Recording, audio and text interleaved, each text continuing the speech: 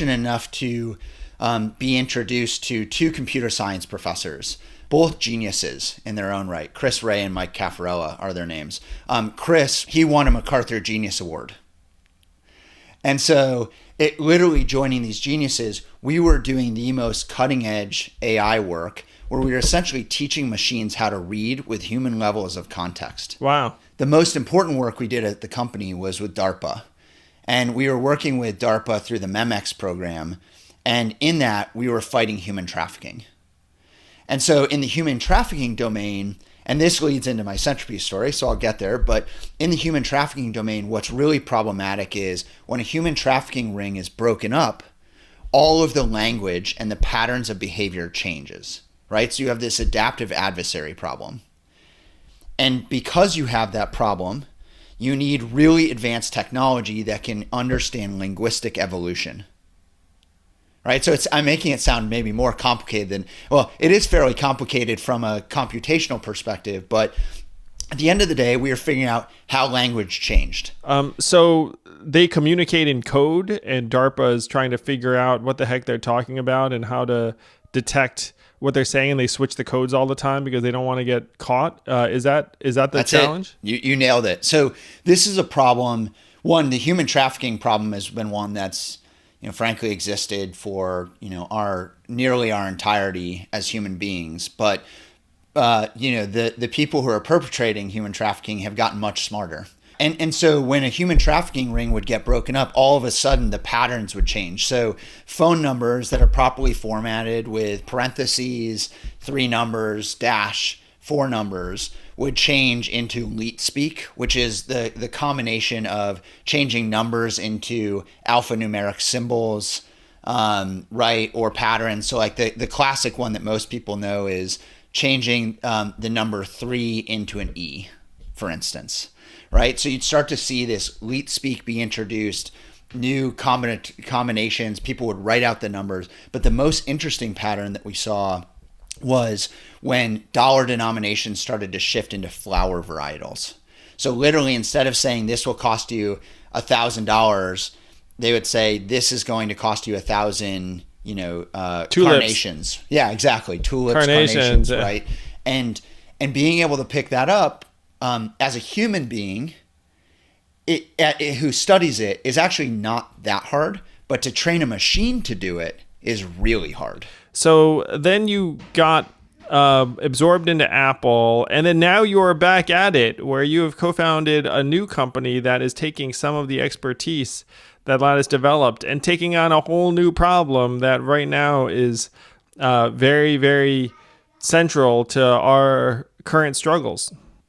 Look, the psychological and mental health ramifications, right? Like when you think about, I did a little digging, and thought about your mental health and wellness part of your scorecard. It's like, this is a fundamental aspect of that, right? So, I'll give you a couple data points, right? So 30% of adults in the US have experienced severe online harassment. When you apply that to kids, it's 60%.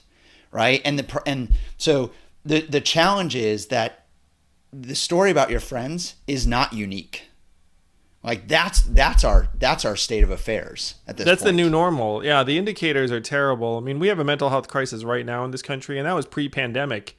And the pandemic has, by objective measurements, something like either tripled or 10-tupled like the mental health problems in this country. The number of parents who report extreme stress, I think, went something from like 2% to 37%. And as a parent, you and I can understand why they'd be feeling that way. Incidents of self-harm, crisis text line use has doubled to tripled. And it's particularly bad for young people. And to me, like, we're really losing the thread. It's like, if our people are this anxious and depressed and sick, if our kids are struggling to this degree, like, what the hell are we doing? Like, what's the point of anything we're doing if you look up and you see your children suffering?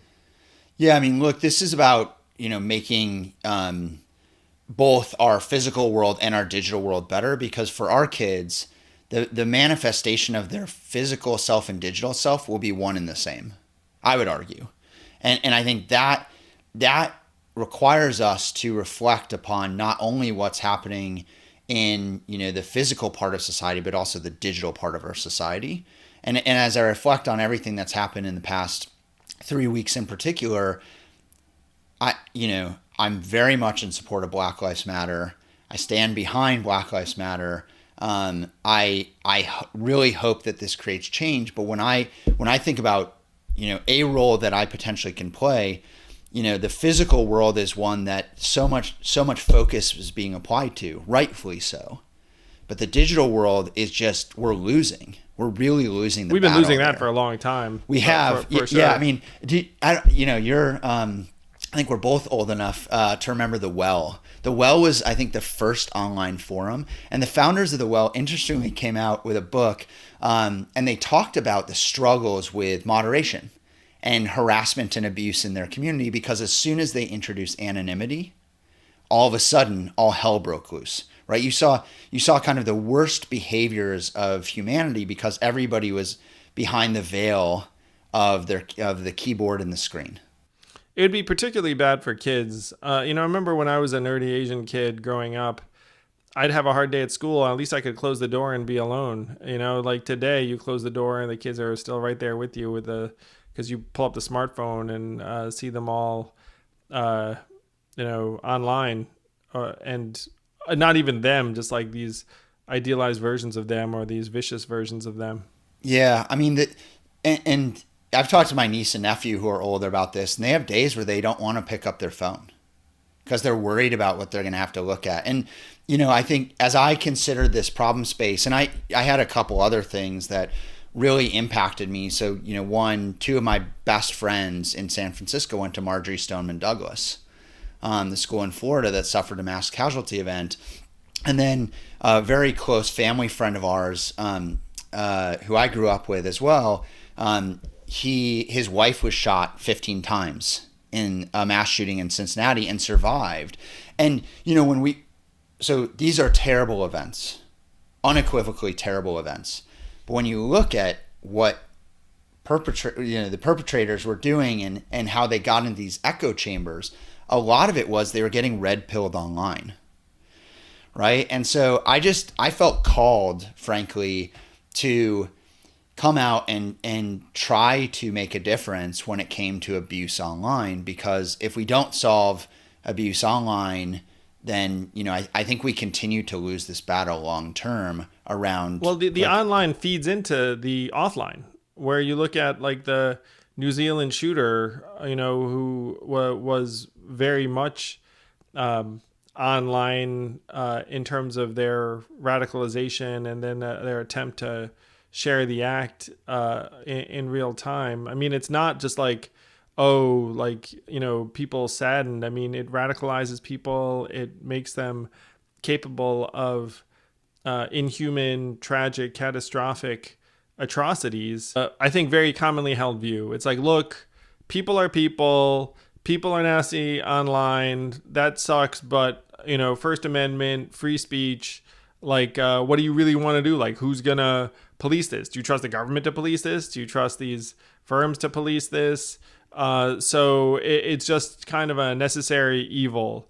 And so that's like a basic point of view that a lot of people have.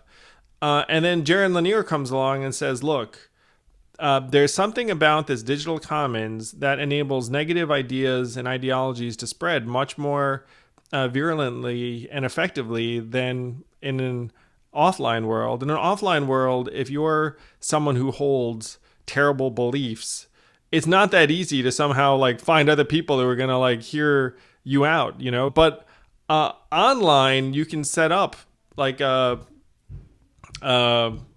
convening place for your hateful beliefs or ideologies or conspiracy theories. And then people who are adrift and lost can like find their way to it and wind up going down these very deep rabbit holes around other people who will incite them towards hatred. And there was a joke about how on YouTube you're always like 3 clicks away from Alex Jones or whatnot, where like these conspiracy theories are very high engagement. And so you wind up, and they get fed to you. Everyone's looking around being like, what the fuck do we do?